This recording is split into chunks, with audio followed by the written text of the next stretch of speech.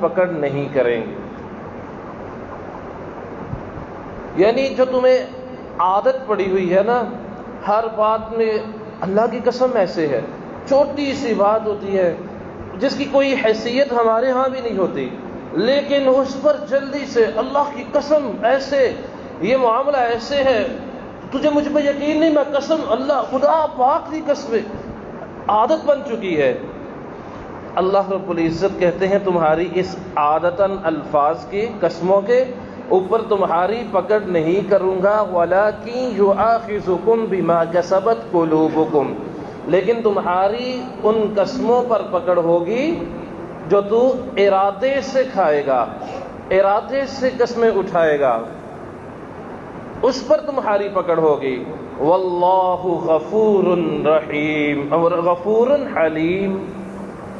یہ قسموں کی بات کر کے آگے اللہ رب العزت اپنا تعارف کرواتے ہیں. اللہ خوب بخشنے والے ہیں، خوب بردبار ہیں. یعنی اگر تمہیں اللہ رب العزت پکڑنا چاہتے تو ان چھوٹی قسموں پر، تمہاری عادتاً قسموں پر بھی تمہاری پکڑ کر سکتے تھے. انہیں کون پوچھ سکتا تھا، کون ان سے سوال کر سکتا تھا؟ لیکن اللہ رب العزت اتنے حلیم ہیں، اتنے صابر ہیں، اتنے بردبار ہیں، اتنا درگزر کرنے والے ہیں، کمال حوصلے کے مالک ہیں کہ وہ تمہاری ان لغو، تمہاری ان غیر ارادی قسموں پر پکڑ نہیں کریں گے، وہ تمہیں معاف فرما دیں گے. تو یہ اللہ رب العزت کی صفت ہے کہ وہ پچھلی آیت میں علیم حلیم، جانتے ہوئے بھی، اور یہاں پر گناہوں سے درگزر کرتے ہوئے. اور اللہ رب العزت سورہ البقرہ آیت نمبر 262 میں ارشاد فرماتے ہیں، مثل الذین ينفقون اموالهم فی سبیل اللہ کمثل حبة انبتت 7 سنابل فی کل سنبلة 100 حبة واللہ یضاعف لمن یشاء واللہ واسع علیم. ان لوگوں کی مثال جو اللہ رب العزت کی راہ میں اپنا مال خرچ کرتے ہیں، اس دانے کی مانند ہے جس میں سے 7 بالیاں نکلتی ہیں، اور پھر ہر ایک بالی میں سے 100 دانہ. یعنی ان کی نیت پر یہ بات ڈیپینڈ کرتی ہے،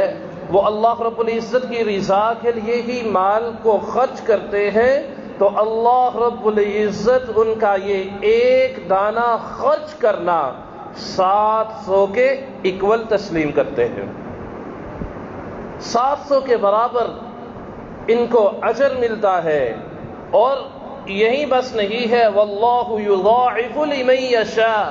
وہ اللہ ہے، وہ مالک ہے، وہ قادر ہے، وہ خالق ہے، نیتوں کو جاننے والے ہیں، علیم بذات الصدور ہے، اس سے زیادہ بھی اسے بڑھا کر دے سکتے ہیں. اور اللہ رب العزت وسیع علم رکھنے والے ہیں. آگے ارشاد فرماتے ہیں، الذین ينفقون اموالهم فی سبیل اللہ، وہ لوگ جو اللہ کی راہ پر مال خرچ کرتے ہیں، لا یتبعون ما انفقوا منا ولا اذى، جن کا ارادہ صرف اللہ رب العزت کی رضا حاصل کرنا ہے، اس کے لیے وہ اپنا مال خرچ کرتے ہیں، اس کے پیچھے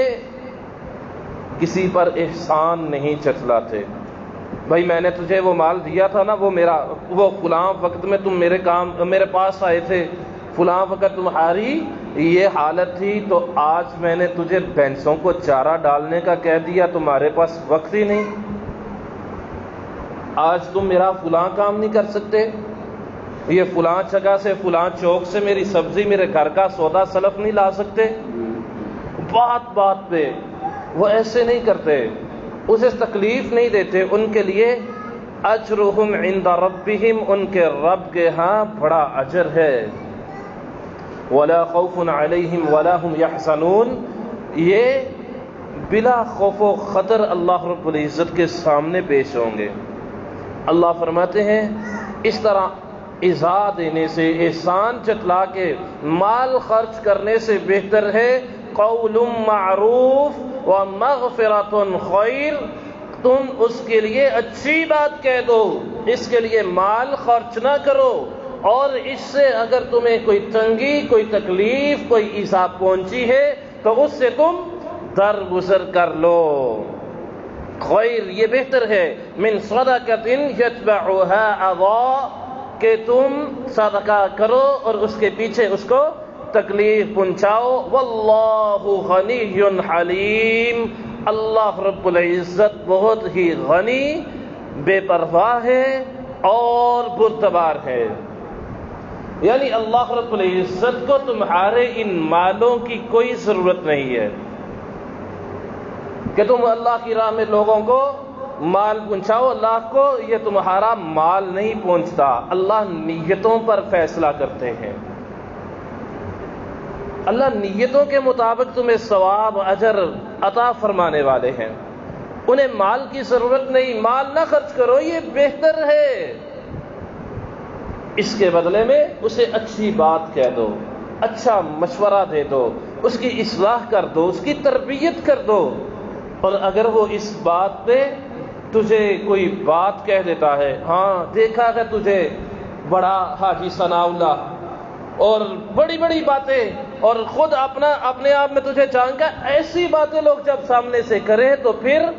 وَمَغْفِرَةٌ خَيْرٌ، اس سے درگزر کرنا یہ بہتر ہے۔ اللہ رب العزت کہتے ہیں یہ مال نہیں چاہیے، غنی میں اس سے بے پرواہ ہوں، میرا کھاتے ہو، میرا پیتے ہو، میرا تم ہضم کرتے ہو، میرا اوڑھتے ہو، مجھ سے لیتے ہو، میں دیتا ہوں، میرے علاوہ کوئی عطا کرنے والا نہیں ہے، اگر میرے دیے ہوئے میں سے تو نے ایسے ہی کرنا ہے، غنی میں بے پرواہ ہوں، لیکن اس کے ساتھ